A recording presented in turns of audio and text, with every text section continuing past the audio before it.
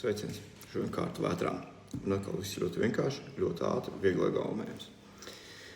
Pirmkārt, ja mēs saņemam šūnu projekts paziņojumu par to, ka tuvojas vētra vai redzam ceļamies vēju, mans ieteikums ir sekot līdz kādām no meteoroloģijas aplikācijām pieejamai informācijai.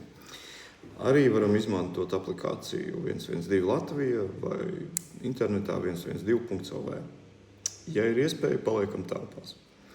Esot jau mājās, aiztaisam ciet logus, aiztaisam ciet durvis, logiem priekšā aizskari vai žalūzijas. Kādēļ?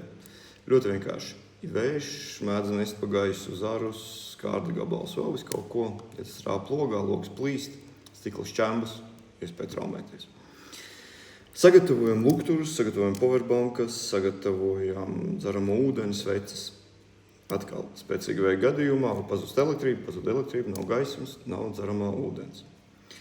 Ja mēs esam uz ielas, patveramies kādā drošā ēkā, tā var būt kāpņu telpa, veikals, tirdzniecības centrs. Tirdzniecības centrī gan jāuzmanās, tur lielie stiklotie logi vai šīs te fasādes, tad, ja tas tā ir, tad ejam telpas dziļumā, lai atkal netāpētos stikliem. Ekstremāla vēja gadījumā, teiksim, tornado, kas tagad jau tādas iespējas Latvijā sāk parādīties, mēs varam patvērties labāk pagrabā vai kādā pazemes autostāvvietā. Nekādā gadījumā patvērumam neizmantojam pieturas, neizmantojam šķūnīšus, garāžas. Ir diezgan daudz gadījumu, kad pieturvietas vienkārši tiek aiznestas pa gaisu vai uzkrīt, teiksim, virsū koks.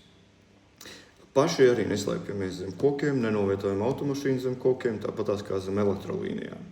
Tad labāk ir klaišs lauks.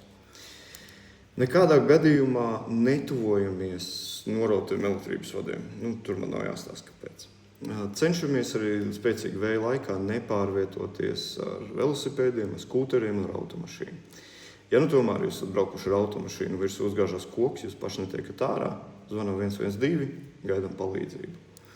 Pēc vētras jau pārvietojoties, nav tā, ka var atslābt, skatāmies līdzi, vai nav kāds aizrauts koka zars, vai kādam jumtam nav atrauts jumta segums, kas var nonākt nost, kāds gabals no fasādes. Skatāmies apkārt, esam uzmanīgi. Redziet, pa lielam tas arī viss. Šodienai, rītdien runāsim par ekstremālu karstumu. Lai mierīgs debesis!